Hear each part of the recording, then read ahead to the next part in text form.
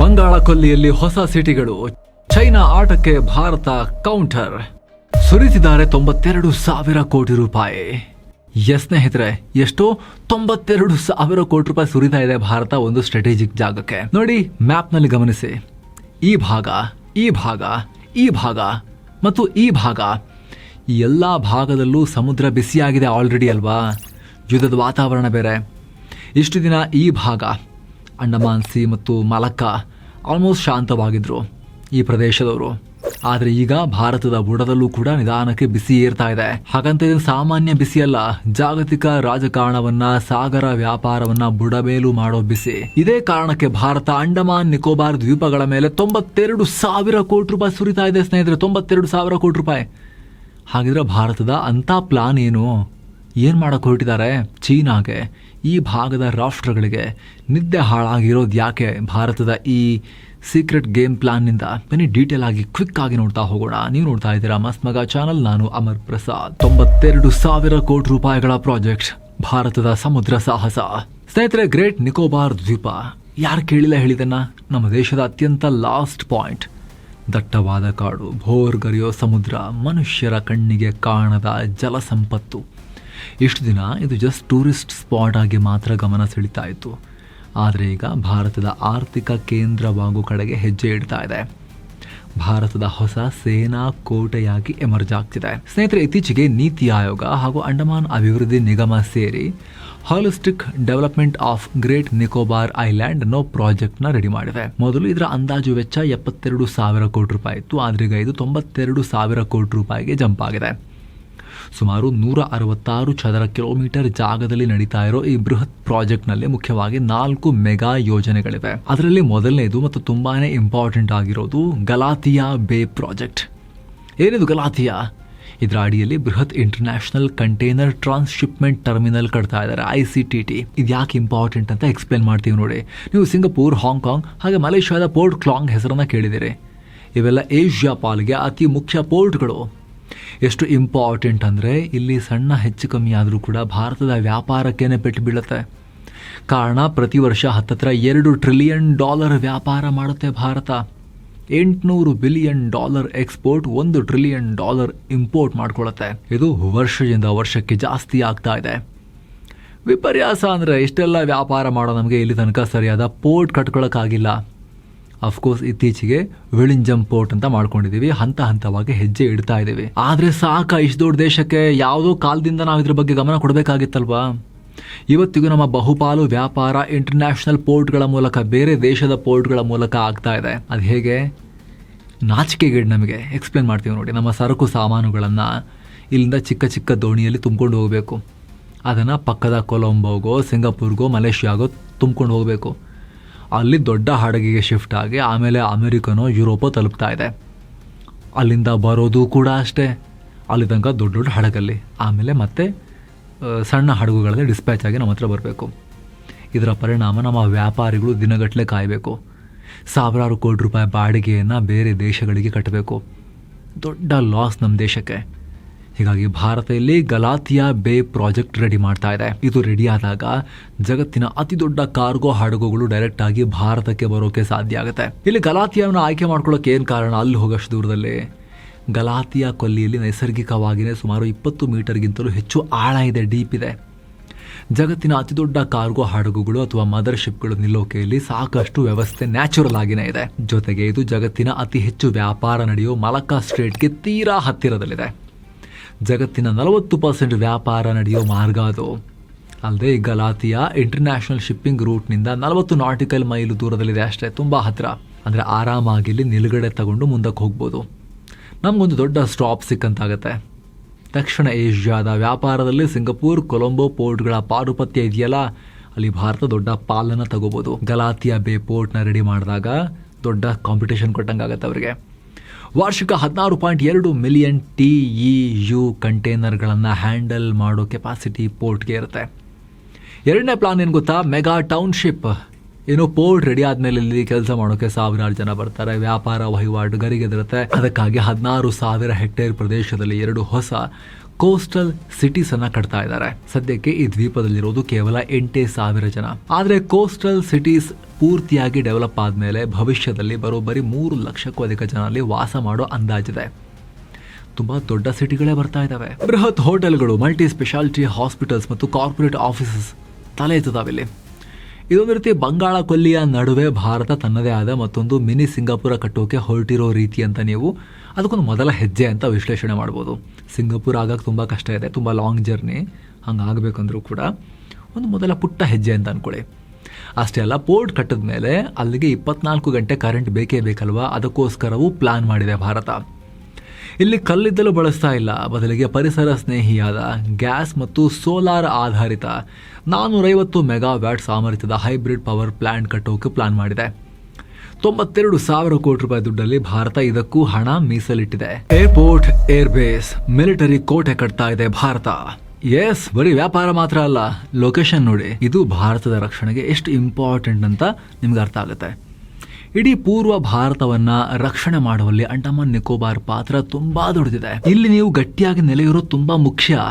ಹೀಗಾಗಿ ಭಾರತ ಇನ್ನೂ ದೊಡ್ಡ ದೊಡ್ಡ ಪ್ರಾಜೆಕ್ಟ್ಗಳನ್ನ ಹಮ್ಮಿಕೊಂಡಿದೆ ಇಲ್ಲಿ. ಅದೆಲ್ಲವನ್ನು ಎಕ್ಸ್ಪ್ಲೇನ್ ಮಾಡ್ತೀವಿ ಸ್ನೇಹಿತರೆ. ಒಂದು ಸಣ್ಣ ಮನವಿ ನಿಮಗೆ, ವಿಡಿಯೋ ಕೆಳಗಿರೋ ಜಾಯಿನ್ ಬಟನ್ ಮೂಲಕ ಆಸಕ್ತ ವೀಕ್ಷಕರು ಮಸ್ಮಗ ಪ್ರೀಮಿಯಂ ಮೆಂಬರ್ಸ್ ಆಗ್ಬೋದು. ಎಲ್ಲ ಮೆಂಬರ್ ಓನ್ಲಿ ವಿಡಿಯೋಸ್ ಅನ್ನ ನೋಡೋಕೆ ಶುರು ಮಾಡಬಹುದು. ಆಸಕ್ತರು ಮಿಸ್ ಇಲ್ಲದೆ ಚೆಕ್ ಮಾಡಿ. ಬನ್ನಿ ಮುಂದುವರಿಯೋಣ ಸ್ನೇಹಿತರೆ. ಪ್ರಾಜೆಕ್ಟ್ ಅಡಿಯಲ್ಲಿ ಭಾರತ ಒಂದು ಡ್ಯೂಯಲ್ ಯೂಸ್ ಇಂಟರ್ನ್ಯಾಷನಲ್ ಏರ್ಪೋರ್ಟ್ ಕಟ್ತಾ ಇದೆ ಅಂಡಮಾನ್ ನಲ್ಲಿ. ಡ್ಯೂಯಲ್ ಯೂಸ್ ಅಂದ್ರೆ ಏನು? ಎರಡೆರಡು ಬಳಕೆ. ಒಂದು, ಈ ಏರ್ಪೋರ್ಟ್ನ ಸೇನಾ ಕಾರ್ಯಾಚರಣೆಗೂ ಬಳಸ್ಬೋದು, ಸಾಮಾನ್ಯ ಜನಕ್ಕೆ, ನಾಗರಿಕ ಉದ್ದೇಶಕ್ಕೆ, ಪ್ರಯಾಣಿಕರಿಗೆ, ಟೂರಿಸ್ಟ್ಗಳಿಗೂ ಕೂಡ ಬಳಸ್ಬೋದು. ನಿಮ್ಗೆ ಗೊತ್ತಿರಲಿ, ಇಷ್ಟು ಕ್ರೂಷಿಯಲ್ ಪಾಯಿಂಟ್ಗೆ ಇವತ್ತಿಗೂ ಸರಿಯಾದ ಏರ್ಪೋರ್ಟ್ ವ್ಯವಸ್ಥೆ ಇಲ್ಲ. ಅಂಡಮಾನ್ಗಿದೆ, ಆದರೆ ಭಾರತದ ಕೊನೆಯ ತುದಿಯಾಗಿರೋ ಅಂಡಮಾನ್ ನಿಕೋಬಾರ್ ದ್ವೀಪ ಸಮೂಹದ ಗ್ರೇಟ್ ನಿಕೋಬಾರ್ಗೆ ಹೋಗಬೇಕು ಅಂತ ಹೇಳಿದ್ರೆ ತುದಿಗೆ ಸುಲಭದ ದಾರಿ ಇಲ್ಲ. ಮೊದಲು ಫ್ಲೈಟ್ನಲ್ಲಿ ಶ್ರೀ ವಿಜಯಪುರಂಗೆ ಅಥವಾ ಪೋರ್ಟ್ ಬ್ಲೇರ್ಗೆ ಹೋಗಿ ಅಲ್ಲಿಂದ ಆಮೇಲೆ ಗ್ರೇಟ್ ನಿಕೋಬಾರ್ಗೆ ಹೋಗಬೇಕು. ವೆದರ್ ಸರಿ ಇದ್ರೆ ಹೆಲಿಕಾಪ್ಟರ್, ಇಲ್ಲಾಂದರೆ ಸಮುದ್ರ ಮಾರ್ಗವಾಗಿ ಬರೋಬ್ಬರಿ 24ರಿಂದ 36 ಗಂಟೆಗಳ ಕಾಲ ಹಡಗಲ್ಲಿ ತೇಲ್ಕೊಂಡು ಹೋಗಬೇಕು. ಸಾಮಾನ್ಯ ಜನರು ಬಿಡಿ, ನಮ್ಮ ಸೇನೆಗೂ ಕೂಡ ಸರಿಯಾಗಿರೋ ವ್ಯವಸ್ಥೆ ಇಲ್ಲ. ಎಮರ್ಜೆನ್ಸಿ ಟೈಮ್ನಲ್ಲಿ ದೊಡ್ಡ ದೊಡ್ಡ ಯುದ್ಧೋಪಕರಣಗಳನ್ನು ಈ ಕೊನೆಯ ತುದಿಗೆ ತಲುಪಿಸೋಕ್ಕೆ ಇವತ್ತಿಗೂ ದೊಡ್ಡ ಚಾಲೆಂಜ್ ಇದೆ. ಹೀಗಾಗಿ ಭಾರತ ಇಲ್ಲಿ ಏರ್ ಬೇಸ್ ಮತ್ತು ನೇವಲ್ ಬೇಸ್ಗಳನ್ನು ನಿರ್ಮಾಣ ಮಾಡ್ತಿದೆ. ಗ್ರೇಟ್ ನಿಕೋಬಾರ್ನ ಚಿಂಗೆನ್ ಅನ್ನೋ ಜಾಗದಲ್ಲಿ $1.6 ಬಿಲಿಯನ್ ಅಂದರೆ ಸುಮಾರು 15,000 ಕೋಟಿ ರೂಪಾಯಿ ಖರ್ಚಲ್ಲಿ ಬೃಹತ್ ಮಿಲಿಟರಿ ಏರ್ಫೀಲ್ಡ್ ಎದ್ದು ನಿಲ್ತಾ ಇದೆ. ಇದು ಎಷ್ಟು ಸ್ಪೀಡಾಗಿ ನಡೀತಾ ಇದೆ ಅಂದರೆ ಬರೀ 3 ವರ್ಷದಲ್ಲಿ, ಅಂದರೆ 2029 ಇಲ್ಲಿಂದ ಮೊದಲ ವಿಮಾನ ಹಾರಾಟ ಶುರುವಾಗುತ್ತೆ ಅಂತ ಅಂಡಮಾನ್ ನಿಕೋಬಾರ್ನ lieutenant governor Devendra Kumar Joshi announce ಮಾಡಿದ್ದಾರೆ. ಇವ್ರು ಯಾರು? ಅಲ್ಲಿ ಲೆಫ್ಟಿನೆಂಟ್ ಗವರ್ನರ್ ಆಗಿ ಭಾರತ ಯಾರನ್ನ ಕಳಿಸಿದೆ ಗೊತ್ತಾ? ನೇವಿಯ ಚೀಫ್ ಆಗಿದ್ದವ್ರನ್ನ ಕಳಿಸಿದೆ. ನಮ್ಮ ನೇವಿ ಚೀಫ್ ಆಗಿದ್ದವರು ಈಗ ಅಂಡಮಾನ್ ನಿಕೋಬಾರ್ ದ್ವೀಪಗಳ ಲೆಫ್ಟಿನೆಂಟ್ ಗವರ್ನರ್. ಅವರೀಗ ಜವಾಬ್ದಾರಿ ತಗೊಂಡು ಈ ದ್ವೀಪಗಳನ್ನು ಅಡ್ಮಿನಿಸ್ಟ್ರೇಟ್ ಮಾಡ್ತಾ ಇದ್ದಾರೆ. ಈ ಪ್ರಾಜೆಕ್ಟ್ನ ಉಸ್ತುವಾರಿ ಕೂಡ ಅವರೇ ನೋಡ್ಕೊಳ್ತಿದ್ದಾರೆ. ಈಗ ಇಲ್ಲಿ ಬರೀ ಹೊಸ ಏರ್ ಫೀಲ್ಡ್ ಮಾತ್ರ ಅಲ್ಲ, ಕ್ಯಾಂಬೆಲ್ ಬೇನಲ್ಲಿರೋ INS ಬಾಜ್ ಸೇನಾ ನೆಲೆಯ ರನ್ವೇಯನ್ನ ಬರೋಬ್ಬರಿ 3,000 ಮೀಟರ್ಗೆ ದೊಡ್ಡದು ಮಾಡ್ತಿದ್ದಾರೆ. ಈ ಕೊಲ್ಲಿ ಅಂಡಮಾನ್ನ ರಾಜಧಾನಿ ಶ್ರೀ ವಿಜಯಪುರಂ ಅಂದ್ರೆ ಹಳೆಯ ಪೋರ್ಟ್ ಬ್ಲೇರ್ನ ಪಕ್ಕಕ್ಕಿದೆ. ಇದರಿಂದ ನಮಗಾಗೋ ಲಾಭ ಏನು?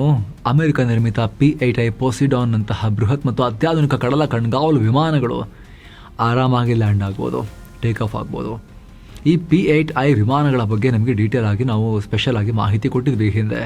ಇವು ಸಮುದ್ರದ ಆಳದಲ್ಲಿ ಬಚ್ಚಿಟ್ಕೊಂಡಿರೋ ಶತ್ರುಗಳ ಜಲಂತರ್ಗಾಮಿ ನೌಕೆಗಳನ್ನು ಹುಡುಕಿ ಹೊಸಕಿ ತೆಗೆದು ತಿಂತವೆ, ಅಂದರೆ ನಾಶ ಮಾಡ್ತವೆ.